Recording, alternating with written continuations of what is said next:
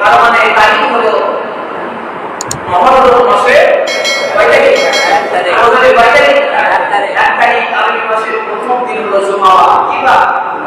সুবহানাল্লাহ বলবেন না? আল্লাহ আমাদেরকে বছরের প্রথম দিনে জুমার দিনে কবুল করেছেন, করছে আলহামদুলিল্লাহ। এটা আল্লাহর রহমত, আল্লাহ তাআলার বরকত। যে আল্লাহ রাব্বুল আলামিন এই আরবি নববর্ষে আপনাকে আমাকে সুস্থ রেখে ভালো রেখে আল্লাহর দুই রাকাত ফরজ নামাজ আদায় করে যে আল্লাহ তাআলা মসজিদ ঘরে কবুল করলেন, সেই রবের দরবারে কালিমাতুল শুকরিয়া আদায় করছি আলহামদুলিল্লাহ। আরেকটু জোরে শুনে বলেন তো আলহামদুলিল্লাহ।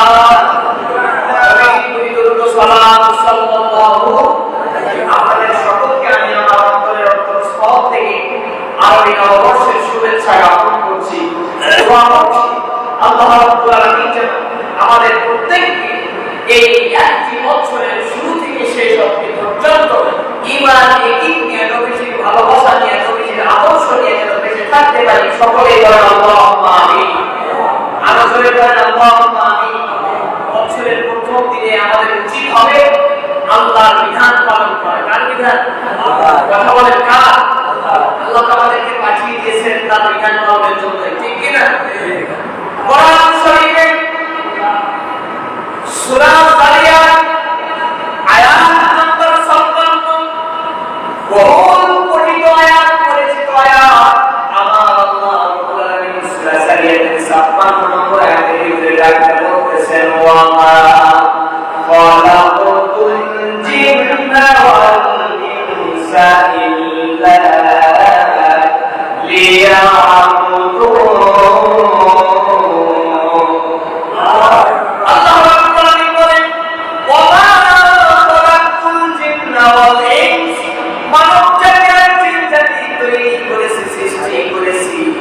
আমি আল্লাহ রাব্বুল আলামিন দুইটা জাতিকে তৈরি করার একটা উদ্দেশ্য আছে। সেই উদ্দেশ্যটা হলো এই মানব জাতি আর জিন জাতি কার গোলামি করবে? আল্লাহ। আর বলেন কার? জয় বলেন কার গোলামি করবে? আল্লাহ। তাহলে গোলামি করতে এসেছি আমরা রবের দরবারে, রবের গোলামি করব। বছরের প্রথম দিনে যে আল্লাহ রাব্বুল আলামিন তার গোলামি করবার জন্য মসজিদ ঘরে কবুল করলেন, সে আল্লাহর শুকরিয়া আসতে হবে না জোরে হবে? জোরে হবে। আর জোরে আসতে না জোরে? এই জন্য আল্লাহ রাব্বুল আলামিন কোরআন কারীমে প্রথম নম্বর সূরা ফাতিহা পয়লা আয়াতে জানিয়ে দিচ্ছেন আলহামদুলিল্লাহি রাব্বিল আলামিন।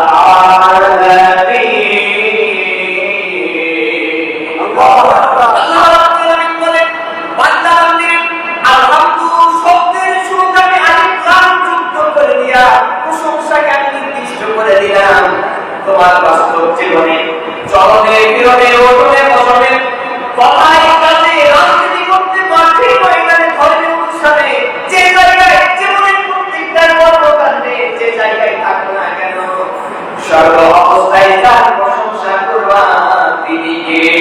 আল্লাহ। তিনি কে? অনেক প্রশংসা যদি লিখতে লিখতে আপনার তামামের দিকে যদি আপনি শেষ করে ফেলেন, আপনার হায়াতে জিন্দেগি আপনি যদি ফুরিয়ে যান, রবের প্রশংসা কোনদিন আপনি করে শেষ করতে পারবেন না। পারবেন না। এই জন্য যে মহান রব আমাদেরকে কবুল করেছেন, সকলে মিলে পড়ছি আলহামদুলিল্লাহ। আলহামদুলিল্লাহ। একটি সাবজেক্ট আমি নিয়েছি, সেটা হলো যেহেতু এটা আমাদের নববর্ষ, আমাদের জানা দরকার বৈশাখ মাস আসলো কোথা থেকে, এর একটা ইতিহাস আছে না? ইংরেজি মাসগুলো আসলো কোথা থেকে, এটার একটা ইতিহাস, হিস্টোরি আছে। এখন আরবি নববর্ষ এই গণনা শুরু হলো কোথা থেকে, কবে থেকে? হিজরি সাল শুরু হলো কবে থেকে?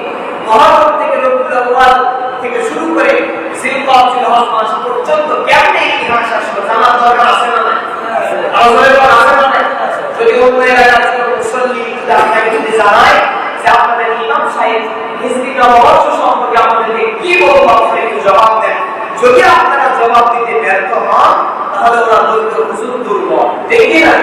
কিন্তু আমার দায়িত্ব আমি পালন করবো, আপনার দায়িত্ব আপনাকে মুখস্থ করতে হবে, আয়ত্ত রাখতে হবে, মনে রাখতে হবে, বাসায় গিয়ে সেগুলো আমল করবো ইনশাআল্লাহ।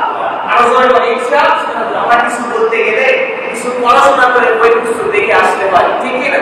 একটু মাথা ঘামাইতে হয়, আমরা মাথা ঘামানোর পরে কিছু বলে যাবো, আর আপনি এমনি শুনতে আল্লাহ শুনে গেলেন, আমি বললে আল্লাহ বলে গেলাম, তা সেজন্য আমরা মনে রাখবো ইনশাআল্লাহ নবী যখন হিজরত করে মক্কা থেকে কোথায় গেলেন? আরো জোরে মদিনায় চলে গেলেন। ওই যে কাসিদার ভিতরে বলে না যে নবীজি মক্কা থেকে কোথায় চলে গেলেন? মদিনায় চলে গেলেন। যাওয়ার পরে ঘরের ভিতরে কাকে রেখে গিয়েছিলেন? আরো জোরে হযরত আলীকে রেখে গিয়েছিলেন। নবীজি কে হন? তিনি নবীজির জামাই। আরো জোরে কথা বলেন কে হয়? জামাই। নবীজি তিনি জামাই। এখন নবীজি হিজরত করেছিলেন এমনিতে আউশ করে না কারণে নির্যাতন? আরো জোরে আমাদের শাস্ত্রে একবার বলা সবাই শুনতে থাকলে আরো জোরে আউশ করে তিনি গেছিলেন জান্নাত। কাফেরদের নির্যাতনে মক্কা থেকে মদিনায় চলে গেলেন। যাওয়ার পরে সাহাবীরা সঙ্গী সাথীরা যারা ছিল তারা নবীজির সঙ্গে তারা মক্কা থেকে মদিনায় হিজরত করে চলে গেল। মক্কা থেকে যখন মদিনায় চলে যায় আল্লাহ ওয়াদা করেছেন নবীজি মক্কার অবস্থা ভালো না, মক্কায় গেলে যাবে না। মক্কার পরিবেশ আপনার অনুকূলে নাই, মক্কার পরিবেশ প্রতিকূলে চলে গেছে। আপনি মক্কা থেকে মদিনায় চলে যান। মক্কায় যদি আপনি আর একটি সেকেন্ড বসবাস করেন ওরা আপনাকে হত্যার পায়তারা করতেছে।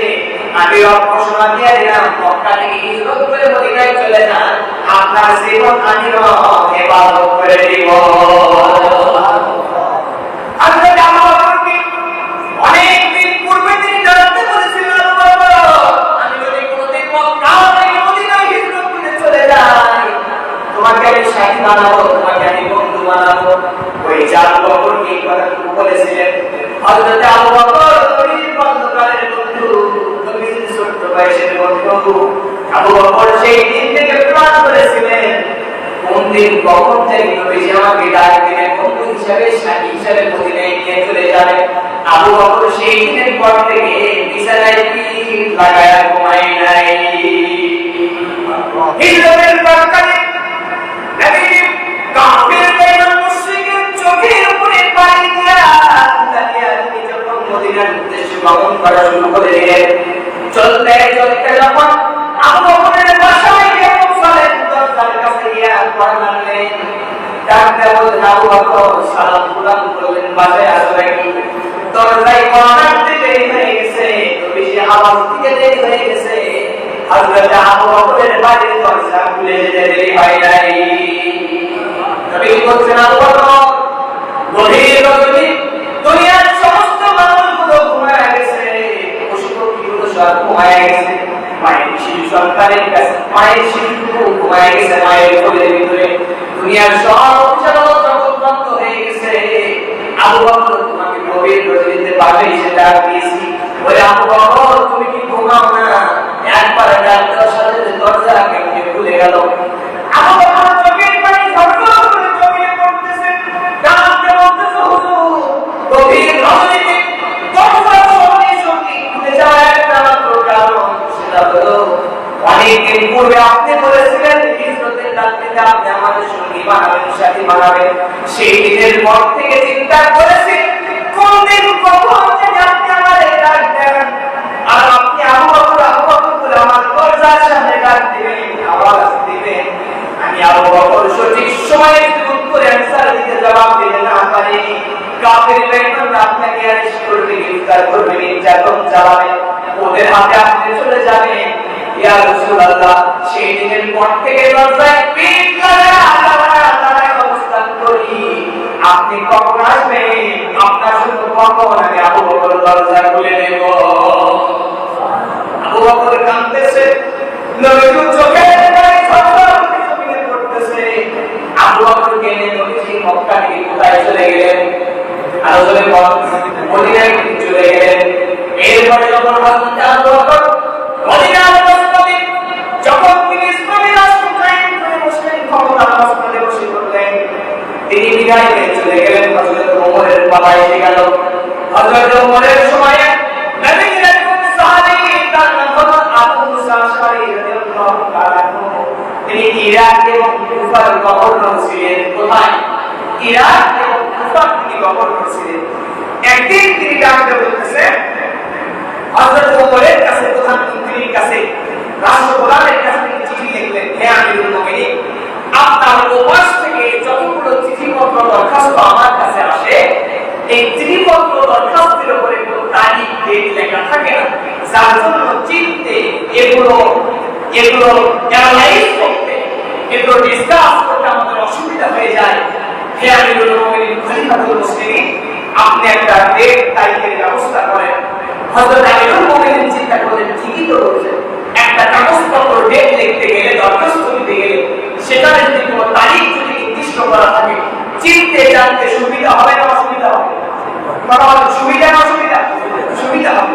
হযরত উমর রাদিয়াল্লাহু তাআলা তিনি সাহাবীদেরকে নিয়ে একটা মিটিং ডাকলেন। কি ডাকলেন? একটা মিটিং ডাকলেন। মিটিং এর ভিতরে ছিল হযরত ওসমান রাদিয়াল্লাহু তাআলা, হযরত আলী রাদিয়াল্লাহু তাআলা, অনেক বড় বড় সাহাবীরা ছিলেন। এই মিটিং এর ভিতরে তিনি প্রস্তাব করলেন যে খ্রিস্টান ধর্মের একটা ঈসাই শতাব্দী আছে, একটা তাদের বর্ষপঞ্জিকা আছে, ঠিক কিনা? তাদের একটা সময় একটা হিসাব আছে, বাংলা ভাষায় যেমন হিসাব পাওয়া যায়। এখন হযরত ওমর বিজ্ঞাপন করলেন, আমাদের একটা হিসাবের প্রয়োজন। কোথায় থেকে কেমনে কিভাবে আমরা হিসাব রাখতে পারি, একটা আমরা নির্দিষ্ট একটা তারিখ, একটা ডেটের ব্যবস্থা করতে পারি, তার জন্য সবাই মতামত পেশ করেন। বিভিন্ন সাহাবী বিভিন্ন মতামত পেশ করলেন। কেউ বলতেছেন নবীজির জন্মকাল থেকে আমরা তারিখ ঠিক করব, কেউ বলছেন না নবীজির মৃত্যু ওফাতের দিন থেকে আমরা একটা তারিখ ঠিক করব। হযরত ওমর রাদিয়াল্লাহু তাআলা সকলের মতবিপূর্ণ কথা শুনবার করে ডাকতে বললেন যে খ্রিস্টানরা হযরত ঈসা আলাইহিস সালামের জন্মের ওই দিন থেকে ঈসাই সিস্টেম তারা চালু রেখেছে, তো ওদের সঙ্গে আমরা সাদৃশ্যে যাব না, এই করব। তাহলে কি করা যায়? হযরত ওমর রাদিয়াল্লাহু তাআলা যখন দেখলেন এক একজন এক একটা মতামত পেশ করতেছে, তিনি তার নিজের মতামত পেশ করলেন যে আমরা একটা হিজরি সন গণনা করব, যে তারিখ যে ডেট ফিক্সড করব সেটা হলো নবীজি যে দিন মক্কা থেকে মদিনায় হিজরত করেছেন ওই দিন থেকে আমরা একটা তারিখ ঠিক করব, সেটাই হলো হিজরি নববর্ষ বলে সুবহানাল্লাহ। নবীজি হিজরত করেছিলেন 622 খ্রিস্টাব্দে। কত খ্রিস্টাব্দে? 622 খ্রিস্টাব্দে। আর হযরত ওমর তার শাসনামলে 16 হিজরি থেকে এই গণনা শুরু হয়ে যায় আর অবধি পর্যন্ত আজকের আরবি নববর্ষের বছর হলো 1447 হিজরি বলে সুবহানাল্লাহ। তাহলে সেই গণনার দিন থেকে 1447 হিজরি পার হয়ে গেছে, 1447 বছর পার হয়ে গেছে, আজ পর্যন্ত নবীজির ইসলাম সেই রকম আছে না নাই? আছে। আমাদের আছে না নাই? কিয়ামত পর্যন্ত থাকবে কি থাকবে না? কিয়ামত পর্যন্ত এক থাকবে। আল্লাহর কুরআন নবীজির দিন ইসলামের আদর্শের কোনো বিচ্যুতি হবে? আদর্শের হবে? টিকায় রাখবেন যিনি তিনি কে? আল্লাহ। আদর্শে আল্লাহ রাব্বুল আলামিন বলেন, ওয়াই ইয়াবতাগি গায়রাল ইসলামি দীনান ফালান ইউকবালা মিনহু ওয়া হুয়া ফিল আখিরাতি মিনাল খাসিরিন।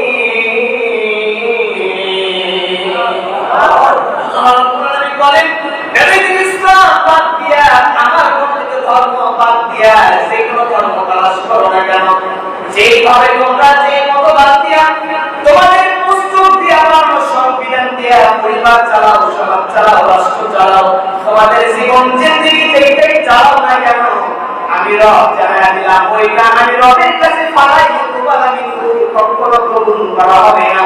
ওয়া হুয়া ফিল আখিরাতি মিনাল খাসিরিন। যারা ইসলাম বাদ দিয়ে নিজের জীবন আদর্শ গঠন করবে, সে যদি মসজিদের খতিব সাহেব হয়, আমার রব সার্টিফিকেট দিয়েছেন কিয়ামতের ময়দানে তারা ক্ষতিগ্রস্ত হয়ে যাবে। বলা ঠিক কিনা? আমরা ক্ষতিগ্রস্ত হতে চাই? চাই। তাহলে হিজরি নববর্ষ আমরা বুঝতে পারলাম, যার ক্ষমতার অবস্থা থেকে, যার সময় থেকে চালু হয়েছে তিনি কোন সাহাবী? হযরত ওমর। কোন সাহাবী? কথা বলেন, কোন সাহাবী? হযরত ওমরের জামানা থেকে এই হিজরি নববর্ষ গণনা শুরু হয়ে গেছে, আজ পর্যন্ত একই অবস্থায় আছে বলে সুবহানাল্লাহ। এখন আমরা আসবো আরবি মাস যে 12টা এর দলিল আছে না নাই? আল্লাহ রাব্বুল আলামিন বলেন যে ইন্না ইদ্দাতাশ শুহুরি ইনদাল্লাহি 12 শাহরান ফি কিতাবিল্লাহ। সুবহানাল্লাহ। আল্লাহ বলছেন আসমান জমিন সৃষ্টির ওই সময় থেকে আল্লাহ রাব্বুল আলামিন মানব জাতির জন্য গণনার ক্ষেত্রে চন্দ্র মাস হিসেবে 12টি মাস নির্ধারণ করে দিয়েছেন। সুবহানাল্লাহ। এর ভিতরে 4টি মাস মিনহা আরবাতুন হুরুম, আল্লাহর নিকটে সম্মানিত মাস। কি মাস? কথা বলেন কি মাস? আল্লাহ তাআলা বলেছেন মিনহা আরবাতুন হুরুম, 4টি মাস আমি রবের কাছে সম্মানিত। এক নম্বর হলো মুহররম। এক নম্বরে কি? কথা বলেন এক নম্বরে মুহররম মাসে যেটা উপস্থিত হয়েছে, এই মাসটাও সম্মানিত মাসের ভিতরে একটি অন্যতম মাস।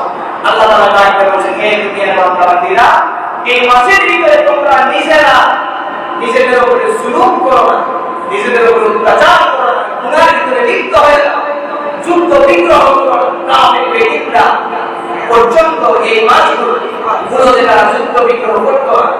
এরপর আল্লাহ তাআলা বলছেন যে তোমরা কাফের মুশরিকদের সাথে তোমরা জিহাদ করো, যুদ্ধ করো। এই মাসের আয়াতে উল্লেখ করেছেন আল্লাহ রাব্বুল আলামিন যেহেতু বললেন যে আরবি মাসের গণনা দিক থেকে হলো 12টি, এর ভিতরে 4টি মাস আল্লাহ তাআলার কাছে সম্মানিত মাস, তার ভিতরে অন্যতম হলো মুহররম মাস। যেহেতু মুহররম মাস আল্লাহ তাআলার কাছে সম্মানিত, এই মাসের ভিতরে আল্লাহ রাব্বুল আলামিন কিছু ঘটনা ঘটিয়েছেন। কি ঘটিয়েছেন? কথা বলেন কি ঘটিয়েছেন? কিছু ঘটনা ঘটিয়েছেন। তার ভিতরে অন্যতম সহিহ রিওয়ায়াত থেকে যেটা পাওয়া যায়, হযরত মূসা আলাইহিস সালাম কোন নবী? আর কোন নবী? যে নবী বারবার আল্লাহ তাআলাকে ডিস্টার্ব করতো, মানে বারবার প্রশ্ন করতো। আপনি যদি আমাকে একটা বিষয় বারবার প্রশ্ন করেন, জিজ্ঞাসা করেন, আমি কিন্তু বিরক্ত হওয়া স্বাভাবিক, ঠিক কি না? কিন্তু রব কি কারো বেশি প্রশ্নের কারণে ডিস্টার্ব ফিল করবে? করে না।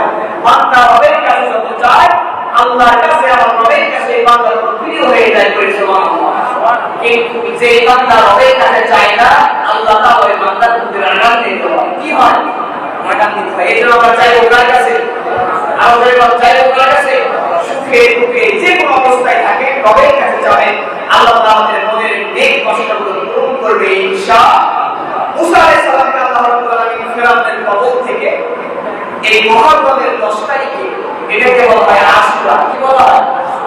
আশুরা মানে হলো 10। যেহেতু মুহররমের 10 তারিখে এই ঘটনাগুলো ঘটেছে, যার জন্য এই শব্দটাকে আরবি শব্দের সঙ্গে মিল রেখে আশুরা বলা হয়। সুবহানাল্লাহ। এইবার মুসা আলাইহিস সালামকে আল্লাহ রাব্বুল আলামিন নীল থেকে ফিরআউনের কবল থেকে হেফাজত করেছিলেন বনি ইসরাঈল বাহিনীকে। সেটা ছিল মুহররমের 10 তারিখ। এখন বলতে পারেন যে মুহররম মানে তো আমরা বুঝি কারবালা। কি বলেন? কথা বলেন। মুহররম মানে আমরা বুঝি কারবালা না, আপনার ধারণা ভুল। আপনি শুনে নিয়ে যান। মুহররম মানে কারবালা না। এই মুহররম আশুরা ছিল অনেক আগে থেকে, কিন্তু কারবালা আগে না আশুরা আগে? আশুরা আগে। কথা বলেন কারবালা আগে না আশুরা আগে? কারবালার ঘটনায় কারবালা প্রান্তরে নবীজি পবিত্র নবীজির নাতি শহীদ হয়েছেন। হযরত হুসাইন রাদিয়াল্লাহু তাআলা নবীজি ওফাতের 7 বছর পরে, ঠিক কি না? মানে এটা সম্ভবত 60 হিজরিতে। তো নবীজির নাতি এত পরে সেই কারবালা প্রান্তরে শহীদ হওয়ার কারণে আমরা মুহররমকে যদি শুধু কারবালা মনে করি, তাহলে আমাদের ধারণা ভুল। মূলত হযরত মূসা আলাইহিস সালাম যেই দিন ফিরআউনের কবল থেকে রক্ষা পেয়েছিলেন, সেই দিন থেকে আশুরা মুহররমের 10 তারিখের মর্যাদা হয়েছে। সুবহানাল্লাহ। সেই কাজ ইনশাআল্লাহ। এইবার চলে আসেন নবী মক্কা থেকে মদিনায় হিজরত করে চলে গেলেন। যাওয়ার পরে লক্ষ্য করে তাকায় দেখলেন মদিনায় কিছু ইহুদিরা মুহররমের 10 তারিখে রোজা আছে। কি আছে? কথা বলেন কি আছে? মুহররমের 10 তারিখে রোজা আছে। নবী জিজ্ঞেস করলেন, তোমরা আজকে রোজা থাকবে? কারণ কি জানায় দাও। আল্লাহ নবীর প্রশ্নের কারণে তারা ডাক দেয়, জানায় দিল ইহুদি মানুষের নেতারা হলো ইহুদিদের নবী হলো মুসা আলাইহিস সালাম। বনি ইসরাঈলের নবী মুসা আলাইহিস সালাম ডাক দিয়ে বলতেছেন, আমাদের এক পয়গম্বর ছিল, তার নাম হলো মুসা কালিমুল্লাহ। তিনি ফিরআউনের কবল থেকে আল্লাহ রাব্বুল আলামিন বনি ইসরাঈল জাতিকে সাগরের ভিতরে 12টা রাস্তা করে দেওয়ার মাধ্যমে বনি ইসরাঈলকে মুহররমের 10 তারিখ আল্লাহ পাক ইবাদত করেছিলেন। বলেন সুবহানাল্লাহ। আল্লাহ রাব্বুল আলামিন বনি ইসরাঈল কওমকে হেফাজত করবার কারণে আল্লাহর শুকরিয়া আদায় করবার জন্য আমরা রোজা আছি। আল্লাহ নবী বলেছেন, ইহুদিরা যদি রোজা রাখতে রোজা যদি মুসা নবীর স্মরণে যদি একটি রোজা থাকতে পারে, আমিও নবী মুসা আলাইহিস সালাম নবী, তিনি বলেন আমার নবী ভাই, তাহলে তিনি আমার সবচেয়ে কাছের মানুষ, আমরা কেন রোজা রাখবো না? তিনি সঙ্গে সঙ্গে সাহাবীদের কাছে ঘোষণা করে দিলেন, ইহুদিদের সাদৃশ্য করে আমরা একটি রোজা রাখবো তা নয়, আমরা এই আশুরার জন্য 10 তারিখ কিংবা 11 তারিখ, 9 তারিখ কিংবা 10 তারিখ রোজা রাখবো আল্লাহর স্মরণে, আল্লাহর শুকরিয়া করে। সুবহানাল্লাহ। তাহলে রোজা কয়টা? আসলে কয়টা রাখবো? একটা রাখলে আপনার ইহুদি নাসারার সঙ্গে মিল হয়ে যাবে, আমরা তাদের সঙ্গে মিল করব। বুখারীর হাদিস যে তোমরা ইহুদি এবং খ্রিস্টান মানে নাসারাদের সঙ্গে মিল রাখবা না, তাদের সঙ্গে অমিল করে চলো। এই জন্য আমরা একটি রোজা রাখবো, আমরা দুটি রোজা রাখবো, হয় 9 তারিখ 10 তারিখ, নইলে 10 তারিখ 11 তারিখ, ইনশাআল্লাহ বলে। এই দুইটা রোজা রাখার ফজিলত কি? একটি রোজা রাখার কারণে বিগত 1 বছরের গুনাহগুলো আল্লাহ ক্ষমা করে দিবেন। সুবহানাল্লাহ।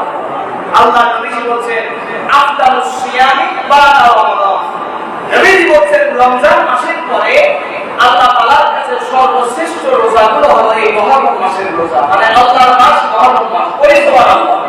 এই জন্য সর্বশ্রেষ্ঠ মাস যেটা, সেটা হলো মুহররম মাসের যে রোজা, আমরা রাখার চেষ্টা করব ইনশাআল্লাহ। আজরে বা ইনশাআল্লাহ নবীজির অনুসরণ করব। মুহররম মাসে যে সকল ঘটনাগুলো রয়েছে আমরা ধারাবাহিকভাবে বলার চেষ্টা করব। আল্লাহ তাআলা আমাদের তৌফিক এনায়েত করেন বলেন আমিন। এই মুহররম মাসের ভিতরে যে সকল আলোচনাগুলো রয়েছে তার ভিতরে আমরা বেশি বেশি দান সাদাকা করব, বেশি বেশি নামাজ রোজা রাখবো। এই মাসটা আমরা রোজার জন্য আমরা নির্দিষ্ট করে নিব। মাসে মাসে রোজা রাখবো, আবার ছাড়বো, রোজা রাখবো, আবার ছাড়বো। দান সরকার থেকে আমরা হাত বাড়াবো, আমরা আত্মীয় স্বজনের প্রতি হাত বাড়িয়ে দিব। এই কাজগুলো যদি করতে পারি, ভালো ভালো আঞ্জাম দিতে পারি, মুহররম মাসের ফজিলত বরকত আমরা পেয়ে যাব।